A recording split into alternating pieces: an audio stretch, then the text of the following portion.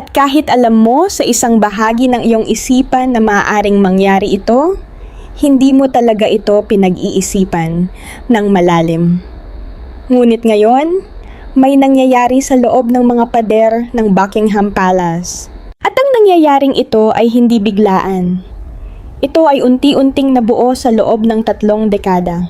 Hindi ito nagaganap sa harap ng publiko. Walang press conference, walang opisyal na pahayag mula sa palasyo, at walang maingat na inihandang pagpapakita sa harap ng mga kamera. Nangyayari ito sa paraang madalas mangyari ang pinakamahahalagang pagbabago sa monarkiya ng Britanya. Tahimik, maingat, at may pasensyang mahirap maunawaan hanggat hindi mo tinitingnan ang buong larawan mula sa malayo. At kapag tiningnan mo ang buong larawan, ito ang makikita mo. Sina Princess Anne at Prince William, 2 taong hindi kailanman itinuring na hayagang malapit sa isa't isa. 2 personalidad na gumagalaw sa magkaibang paraan at kumakatawan sa magkaibang henerasyon ng maharlikang pamilya, ay tila sabay na nakarating sa iisang konklusyon. At ang babaeng nasa gitna ng konklusyong iyon ay si Camilla Parker Bowles, Queen Consort, asawa ni King Charles III, at ang babaeng gumugol ng 30 taon upang marating ang posisyong halos hindi na magalaw ng sinuman. Ayon sa mga impormasyong malapit sa palasyo, maaaring hindi na ganoon katatag ang kanyang posisyon ngayon, sapagkat ang kwentong ito ay isa sa pinakamalalim, pinakamakabuluhan, at posibleng pinakamalaki ang epekto sa loob ng British royal family sa loob ng isang henerasyon. At nagsimula ang lahat hindi sa isang matinding komprontasyon, hindi sa isang tumagas na dokumento, at hindi rin sa pagsabog ng balita sa mga tabloid. Nagsimula ito sa isang tawag sa telepono. Mga 3 linggo bago magsimulang umikot ang kwentong ito sa mga bilog ng maharlikang pamilya, isang mataas na opisyal ng palasyo ang tumawag. Ayon sa mga mapagkukunan, kakaiba ang tawag na iyon. Hindi dahil sa kung sino ang kinausap, kundi dahil sa kung sino ang hindi kasama sa usapan. Hindi ito tawag sa media. Hindi ito para sa isang ministro ng gobyerno. Hindi rin ito dumaan sa karaniwang mga kanal na ginagamit kapag may sensitibong usaping pangkomunikasyon sa loob ng palasyo. Ang kausap ay isang abogado na kumikilos sa ngalan ni Princess Anne, at ang paksa ay si Camilla. Tumagal ang tawag ng wala pang 10 minuto. Maikli, malinaw, at ayon sa mga nakakaalam, may bigat ng isang pag-uusap na hindi na naghahanap ng direksyon, kundi kumpirmasyon. Hindi ito paunang pagtatanong. Hindi ito pagsisiyasat. Ito ay pagtiyak na malinaw na ang daraanan. Ayon sa mga pinagmulan, ang tawag na iyon ang unang hakbang sa isang bagay na mas malaki kaysa sa simpleng alitan sa ari-arian, desisyon sa tauhan, o simbolikong pagtabig. Ito umano ang simula ng isang maingat, sistematiko, at halos hindi direktang mapatutunayang kampanya upang baguhin ang posisyon ni Camilla sa loob ng institusyong inakyat niya sa loob ng mahigit 20 taon. At bago tayo magpatuloy, narito ang pinakamahalagang tanong. Bakit ngayon?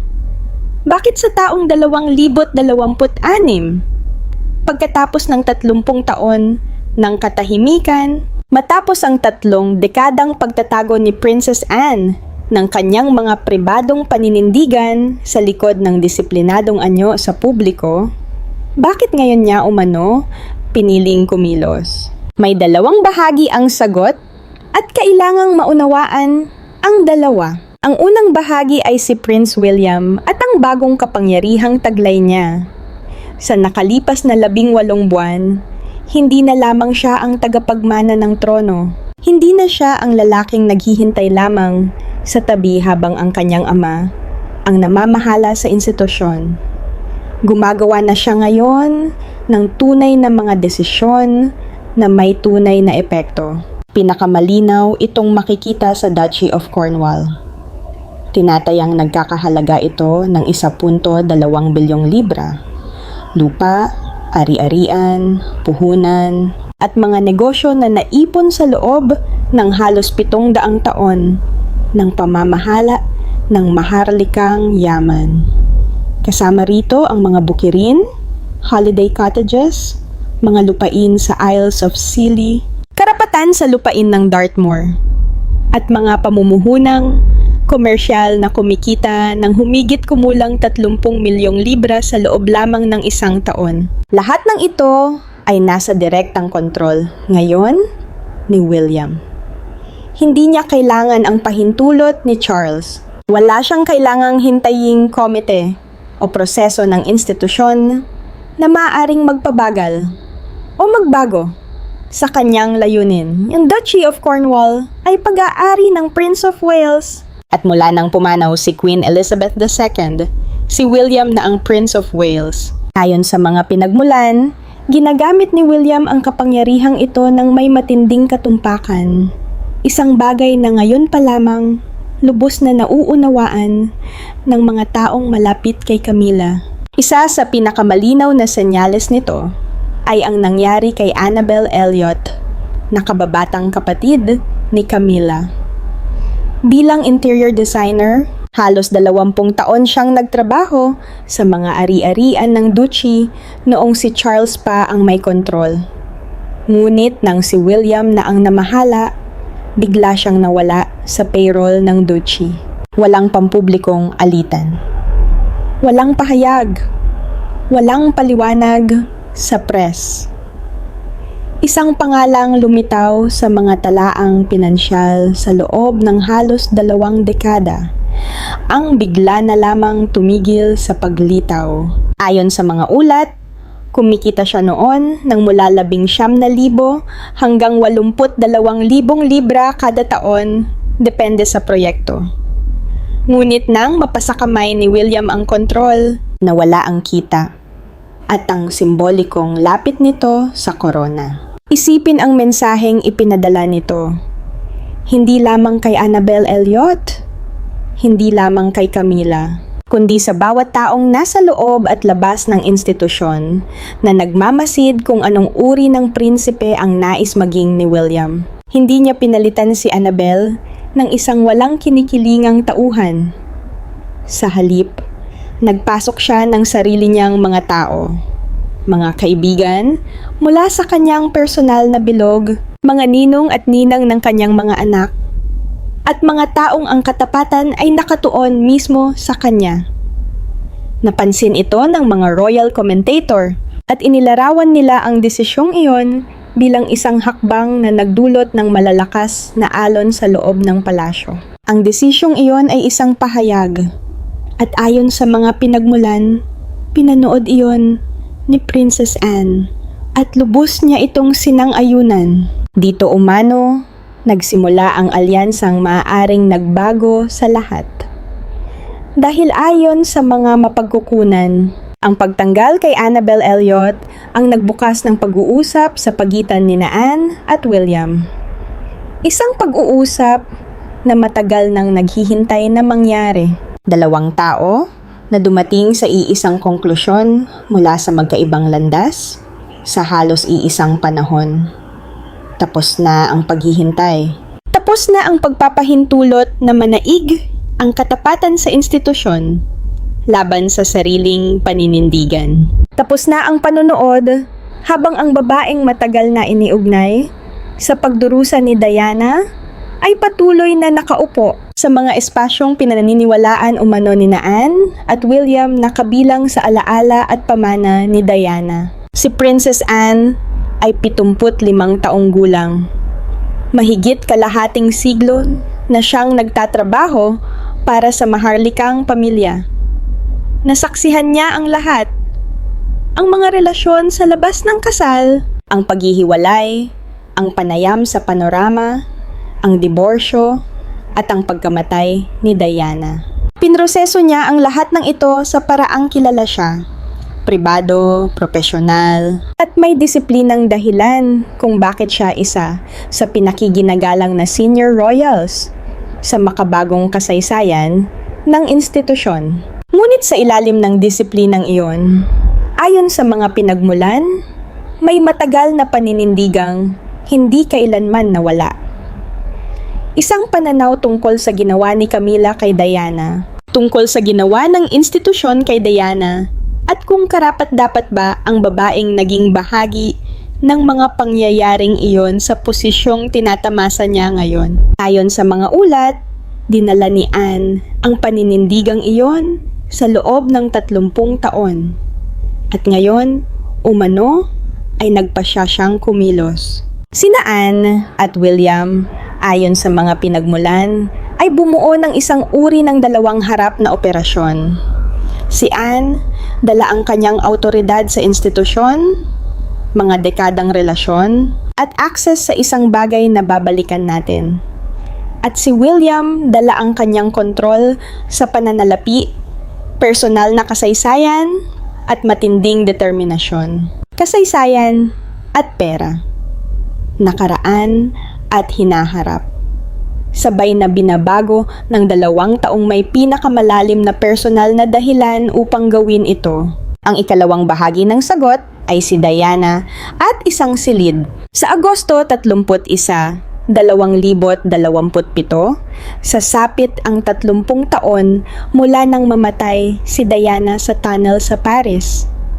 30 taon mula nang si William, na nooy 15 taong gulang lamang, ay lumakad sa likod ng kabaong ng kanyang ina sa mga lansangan ng London, habang nakatingin ang buong mundo.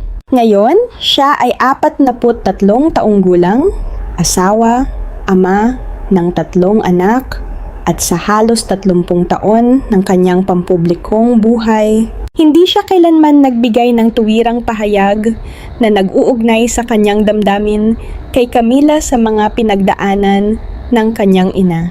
Hindi na niya kailangang sabihin.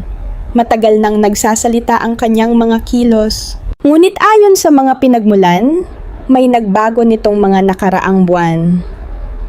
Habang papalapit ang ika-30 anibersaryo ng pagkamatay ni Diana, may bagay umano kina William at Anne na lumipat mula sa dalamhati tungo sa layunin. Mula sa pribadong paninindigan tungo sa planadong pagkilos. At ang pagkilos na iyon, ayon sa mga ulat, ay nakaugat sa isang lugar na nagbibigay ng tunay na kaba sa ilang tao sa loob ng Buckingham Palace. May isang silid sa Windsor Castle na tinatawag na Royal Archives. Walang turista roon. Walang documentary crew. Walang pampublikong access. Ang laman nito ay ang hindi sinala, hindi inedit, at pribadong naitalang kasaysayan ng British royal family. Mga liham, diary, internal correspondence, at mga nakasulat na tala kung ano talaga ang nangyayari sa loob ng institusyon noong pinakamagulong mga dekada. Nito, kabilang ang mga taon kung kailan unti-unting bumagsak sa harap ng publiko ang kasal nina Charles at Diana. Ang access ni Princess Anne sa mga material na ito ay nasa antas na kakaunti lamang ang mayroon, maliban sa mismong malalapit na miyembro ng pamilya. At ayon sa mga pinagmulan, sinusuri niya umano ang mga ito. Pag-isipan mong mabuti kung ano ang ibig sabihin niyan. Ang malalaking bahagi ng panahong iyon ay alam na ng publiko. Ang paghihiwalay noong 1972, ang kontrobersyal na mga tape noong 1973, ang pag-amin ni Charles sa telebisyon noong 1974, at ang panayam ni Diana ang panayam sa panorama noong 1975. Ang diborsyo noong 1976 at ang pagkamatay ni Diana noong 1997. Lahat ng ito ay naitala, sinuri at pinagdebatehan sa loob ng 30 taon sa mga libro, dokumentaryo at mga pagbabalik-tanaw. Ngunit ayon sa mga pinagmulan, ang nasa loob ng mga archive na iyon ay higit pa sa malalaking pangyayaring alam na ng publiko. Nandoon umano ang mas tiyak at mas pribadong tala. Kung sino ang nakaaalam ng ano, kailan nila ito nalaman, sino ang tumulong, at paano ito pinahintulutang mangyari. Ito ang panloob na bahagi ng institusyon. Ang bahaging bahagya lamang na naipakita sa pampublikong tala. Kung paano tinanggap at pinangasiwaan ang mga alalahanin ni Diana. Kung paano hinarap ng institusyon ang sitwasyon kung saan ang isa sa mga miyembro nito ay malinaw at hayagang nagdurusa. Ito ang buong larawan ng tunay na nangyari. Hindi ang nilinis na version. Hindi ang kwentong inayos para maging katanggap-tanggap, kundi ang hilaw at direktang katotohanang historikal. Ayon sa mga taong pamilyar sa umano'y pagsusuri ni Anne sa mga archive, ang mga material na ito ay nagsasalaysay ng isang kabiguan ng institusyon na mas malalim kaysa sa anumang naipakita na sa publiko. At ayon sa kanila, naniniwala si Anne na ang kwentong iyon ay dapat maging bahagi ng kumpletong tala ng kasaysayan. Hindi hinubog, hindi pinalambot, at hindi itinago para sa kagustuhan ng mga taong mas nais na manatili itong nakakulong. Isa si Camila sa mga taong iyon. Ang isang buo at tapat na tala ng kasal ni na Charles at Diana ay hindi kailanman magiging komportableng dokumento para sa kasalukuyang queen consort. Hindi noon, at lalong hindi ngayon. Ang kaibahan lamang ay ang taong umano'y nagtatanong kung dapat pa bang manatiling nakakubli. Ang talaang iyon ay isang taong may akses, may autoridad, may panpanam, at may personal na dahilan upang gumawa ng hakbang. Nauunawaan mo ba ang ibig sabihin nito? Sapagkat ang epekto nito ay higit pa sa simpleng pinsala sa reputasyon. Ayon sa mga pinagmulan, malinaw ang posisyon ni Anne. Ang makasaysayang tala ng panahong iyon ay dapat kumpleto at hindi binura o binawasan. At ang babaeng ngayon ay nakaupo sa tabi ng hari sa bawat okasyong pang-estado ay walang karapatang hubugin kung paano aalalahanin ang pinakamasakit na kabanata sa buhay ni Diana. Ngayon, pag-usapan naman natin ang sabay na ginagawa ni William dahil dito nagiging mas komplikado ang kwento. Ang pagtanggal kay Annabel Elliot ang unang hakbang. Malaki na iyon sa sarili nitong bigat. Ngunit ayon sa mga pinagmulan, ang mga sumunod na hakbang ay mas malawak pa. At isinagawa ang mga ito ng may pasensya at kasinupang nagpapahiwatig ng pangmatagalang layunin, hindi pansamantalang galit. Akses sa mga kaganapan ng korona, lapit sa mga opisyal na okasyong maharlika, mga imbitasyong dati nang ibinibigay sa mas malawak na bilog ni Camila na tahimik na binawi, mga pagdalo kung saan inaasahang naroon ang ilang miyembro ng pamilya Parker Bowles, ngunit biglang inayos muli ng walang paliwanag. Ang parehong mabagal, maingat, at halos hindi direktang mapatutunayang pagpapaliit ng akses na nakita sa kaso ni Elliot ay inilapat umano sa mas malawak na ugnayan sa pagitan ng pamilya ni Camila at ng institusyong kontrolado ni William. Walang isang hakbang na sapat upang lumikha ng malaking headline. Ngunit kapag tiningnan mo ang kabuuan, malinaw ang mensahe. At nariyan din ang bahagi tungkol kay Diana sa ginagawa ni William sa pananalapi. Isang bagay na inilalarawan ng mga pinagmulan bilang sinadya at lubhang personal. Tahimik umanong inililihis ni William ang ilang philanthropic resources na konektado sa duhi patungo sa mga layuning unang itinaguyod ni Diana. Mental health, homelessness, HIV awareness, at iba pang adhikain na ginawang personal na misyon ni Diana noong siya ay nabubuhay pa. Ito ang mga isyung noong una ay iniiwasan ng establishmento dahil itinuturing na masyadong sensitibo, masyadong politikal at masyadong emosyonal para direktang yakapin ng isang senior royal. Ngunit nilapitan pa rin ito ni Diana at nagbayad siya ng presyo sa loob ng institusyon dahil doon. Ngayon, ang kanyang anak ang may kontrol sa ari-ariang nagkakahalaga ng 1.2 bilyong libra at sa kita na umaabot sa humigit kumulang 30 milyong libra kada taon. At ayon sa mga pinagmulan, itinuturo niya ang bahagi nito sa mismong mga lugar na itinuro ng kanyang ina noong ang institusyong kinabibilangan niya ay sinusubukang pigilan siya. Isipin ang laki ng ibig sabihin nito. Isipin kung ano ang sinasabi nito.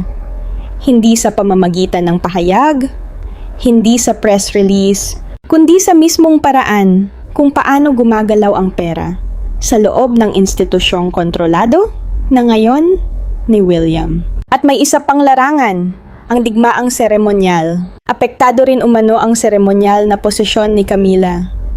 At ang bahaging ito ng kwento ay kailangang bigyang pansin. Dahil napakapino nito. Madali itong hindi mapansin kung hindi mo talaga binabantayan. Nang pumasok si Camilla sa Westminster Abbey noong Mayo 6, 2023, suot ang Girls of Great Britain and Ireland tiara, ang personal na paborito ni Queen Elizabeth at ang tiarang matagal na lumitaw sa British banknotes. Isa itong pahayag. Isang maingat na piniling senyales na dumating na si Camilla. Naganap ng lehitimo ang kanyang posisyon at kumpleto na ang kanyang rehabilitasyon sa mata ng institusyon. Para sa kanyang mga taga-suporta, ito ay sandali ng tagumpay. Ngunit para sa ilan sa loob ng palasyo, ayon sa mga pinagmulan, iyon ang simula ng pagbilang ng oras. Dahil darating ang araw na ang tiarang iyon ay mapupunta sa ulo ni Catherine bilang queen consort. At kapag nangyari iyon, ang simbolikong paglilipat ay magiging lubos at hindi maikakaila. Ang lahat ng kinatawan ng koronasyon ni Camilla ay tila mapapatungan ng bagong imahe. Ayon sa mga pinagmulan, parehong nauunawaan ni Anne at William ang kahulugan nito. At hindi sila basta naghihintay ng walang ginagawa. Sa buhay royal, ang mga simbolo ay hindi dekorasyon. Ang mga ito ay kapangyarihan. Ang mga tiyak na bagay, seremonya, at patronage na konektado sa korona ay nagpapadala ng mensahe sa institusyon at sa publiko. Sino ang mahalaga, sino ang kabilang, at kaninong pamana ang magpapatuloy. Sa loob ng 2 dekada, unti-unting inipon ni Camilla ang mga simbolong iyon. Royal patronages, charitable associations, at seremonyal na tungkulin na nagbibigay ng bigat at lehitimasyon sa kanyang posisyon, higit pa sa pagiging asawa lamang ni Charles. Ngunit ayon sa mga pinagmulan, ang pag-iipong iyon ay ngayon umano'y napuputol. Nang pumanaw si Queen Elizabeth, hawak niya ang daan-daang royal patronages. Mula noong 2022, nagpapatuloy ang muling pamamahagi ng mga ito sa mga working royals. Ayon sa mga pinagmulan, may papel si Anne sa ilang desisyon tungkol sa mga patronage at tahimik niyang nahubog ang direksyon ng redistribution. May ilang mataas na profile na patronage na inilalatag umano para kay Camilla, ngunit tahimik na inilipat sa iba. Hindi ito ginawa sa pamamagitan ng isang hayagang anunsyo na maaaring ituro ng publiko, kundi sa pamamagitan ng tahimik na muling paglalaan na inilalarawan ng mga pinagmulan bilang pagsasalamin ng prioridad, hindi simpleng lohistika. At noong 2025, Binigyan ni Charles sina William at Catherine ng autoridad na mag-issue ng royal warrants, ang kakayahang hayagang magbigay ng royal endorsement sa mga brand at institusyon sa ngalan ng korona. Isa itong pribilehiyong karaniwang mahigpit na binabantayan ng mga monarko. Ang pagbibigay nito kina William at Kate ay isang pampublikong senyales kung saan inililipat ang simbolikong bigat ng korona patungo sa susunod na henerasyon, patungo kina William at Catherine, at palayo sa kasalukuyang paghahari at sa lahat ng konektado rito, kabilang si Camilla. Ayon din sa mga pinagmulan, ang mga kasalukuyang desisyon tungkol sa kung paano idodokumento ang paghahari ni Charles III, mga opisyal na larawan, historical displays, at crown documentary projects ay nagpapakita ng mga prioridad ni na William at Anne tungkol sa kung paano dapat alalahanin ang panahong ito. Sino ang ilalagay sa gitna? Sino ang magiging nasa gilid lamang? Kaninong presensya ang magiging malinaw sa visual record? At sino ang tahimik na mababawasan ang espasyo? Ang kasaysayang royal ay hinuhubog ng kung ano ang iniingatan at kung paano ito iniingatan. Ang visual record ng isang paghahari ay nagiging historical record at ang historical record ay nagiging pamana. Ayon sa mga pinagmulan, ang pamana ni Camilla ay hinuhubog ngayon ng mga taong may napakalinaw na pananaw kung ano ang dapat nitong laman. At pagkatapos nariyan ang personal na sitwasyon ni Camilla na may sarili ring kwentong sinasabi. Ibinenta ni Camilla ang Raymil House. Walang press release, walang lifestyle magazine feature, walang maingat na pinamahalaang anunsyo. Isang ari-arian lamang na lumitaw sa merkado. Bigla na lamang nawala mula sa kanyang portfolio. Ang tahanan sa Wiltshire na pagmamay-ari niya bago pa man siya ikasal kay Charles. Ang lugar na madalas niyang ilarawan bilang kanyang personal na kanlungan at ang hardin na minsan niyang tinawag na pinakamabisang therapy sa mundo. Ngayon, wala na yun. Ayon sa mga pinagmulan, mas marami itong sinasabi tungkol sa kalagayan ng isip ni Camilla kaysa sa anumang pampublikong pahayag na ginawa niya sa nakalipas na mga buwan. Hindi basta-basta ibinebenta ng mga tao ang kanilang personal na santuwaryo. Hindi nila basta iniiwan ang isang lugar na tunay na kanila at umiiral bago pa nagsimula ang lahat ng sumunod na kabanata ng kanilang buhay, maliban kung may malalim na pagbabagong naganap sa paraan ng pagtingin nila sa kanilang sariling hinaharap. Sa kasalukuyan, malaya pa ring nakagagalaw si Camilla sa iba't ibang maharlikang tirahan. Buckingham Palace, Clarence House, Sandringham, Balmoral, ang buong infrastruktura ng isang nagaharing queen consort. Ngunit ganap na magbabago ang larawang iyon kapag dumating ang araw na mawala si Charles. Mapupunta kay William ang Sandringham. Mapupunta rin sa kanya ang Balmoral. Ang Buckingham Palace ay magiging pangunahing opisyal na tirahan ni na William at Catherine. Ang mga lugar na ngayon ay malaya pang napupuntahan ni Camilla ay magiging mga ari-ariang maaari lamang niyang pasukin kung pahihintulutan siya ni William. Ayon sa mga pinagmulan, ang malamang na mamanahin niya ay ang Clarence House na tinatayang nagkakahalaga ng humigit kumulang 72 milyong libra at ang Highgrove na may halagang nasa paligid ng 39 milyong libra. Malalaking ari-arian para sa karaniwang tao, ngunit hindi sapat upang palitan ang kapangyarihan at impluwensyang taglay niya ngayon. Mula sa pagiging queen consort na may buong bigat ng monarkiya sa kanyang likuran, magiging isang pribadong mamamayan siya. Maaaring manatili ang titulong Queen Dowager, ngunit ang kanyang buhay ay iikot sa mga tahanang nakadepende sa pagpapasya ng isang lalaking lumaking nasasaksihan ang epekto ng kanyang relasyon sa ina nito. Nauunawaan ba ni Camila ang matematikang iyon? Ayon sa mga pinagmulan, lubos niya itong nauunawaan. Mas lalo pang pinabibigat ng aspeto ng pamilya ang sitwasyon. Wala na si Annabel Elliot sa payroll ng Duchy.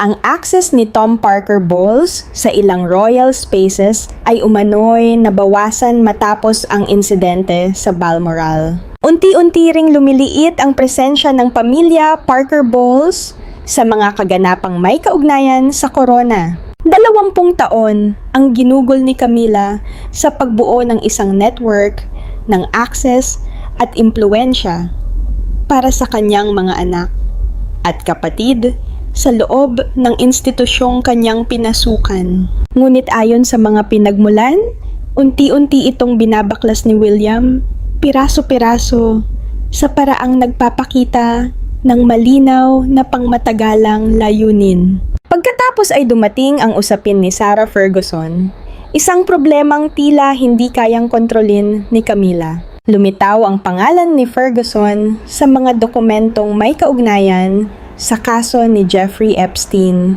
na inilabas ng United States Department of Justice. Walang ebidensyang nag-uugnay sa kanya sa anumang kriminal na gawain, ngunit ang koneksyong iyon ay totoo at nakadokumento. Sa konteksto ng kontrobersyang kinaharap ni Prince Andrew at ng patuloy na epekto nito sa reputasyon ng institusyon. Ayon sa mga pinagmulan ay malinaw ang mensaheng ibinigay ni William kay Camila.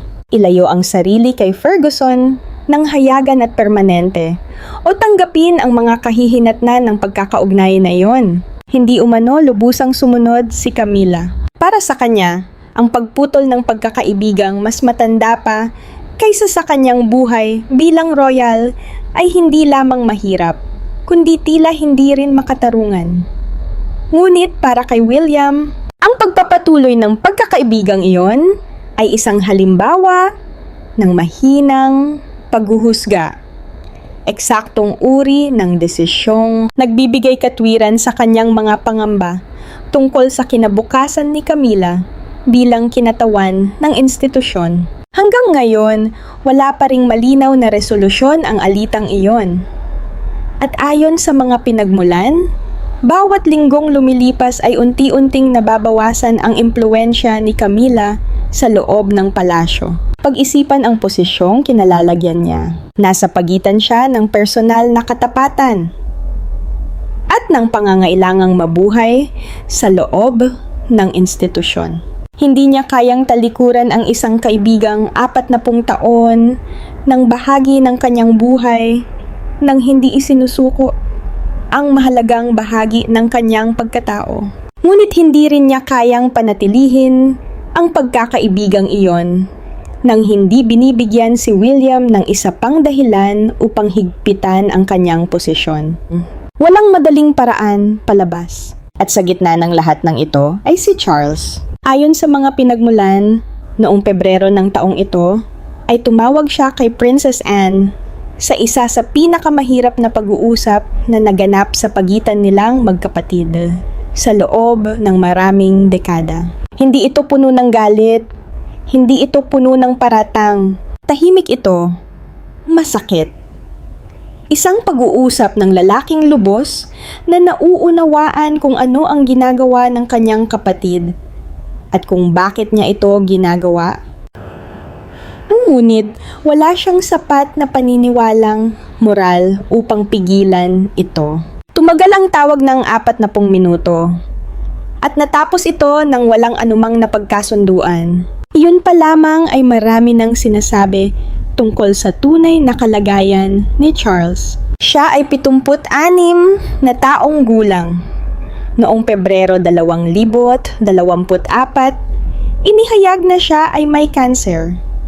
Hindi kailanman isinapubliko ang eksaktong uri nito, ngunit nagpatuloy ang kanyang paggamot sa buong 2024 at hanggang 2025.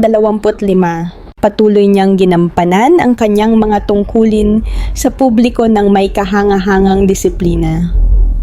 Ngunit ang disiplina ay hindi palaging nangangahulugan ng lakas. At ang pagpapanatili ng maayos na imahe ay hindi katumbas ng kakayahang makipaglaban sa maraming laban ng sabay-sabay.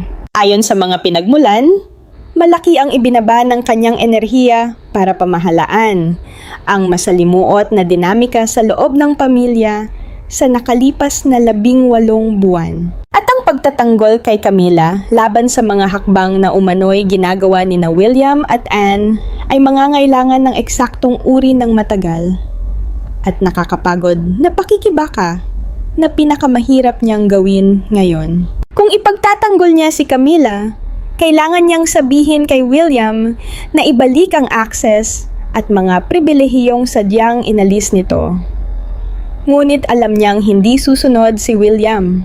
Kailangan din niyang sabihin kay Anne na itigil ang anumang ginagawa nito, kaugnay ng mga archive. Ngunit alam niyang hindi rin ito susunod. At higit sa lahat, kakailanganin niyang pumuwesto laban sa sarili niyang tagapagmana at sa sarili niyang kapatid upang ipagtanggol ang babaeng patuloy na iniuugnay ng milyon-milyong tao sa pagdurusa ng kanyang unang asawa. Ang pampolitika at personal na halaga ng ganoong posisyon ay tila hindi na niya kayang bayaran. Ngunit ayon sa mga pinagmulan, may mas masakit pang dimensyon dito. Alam ni Charles kung bakit ganoon ang nararamdaman ni na William at Anne. Sapagkat naroon siya noong nangyari ang lahat.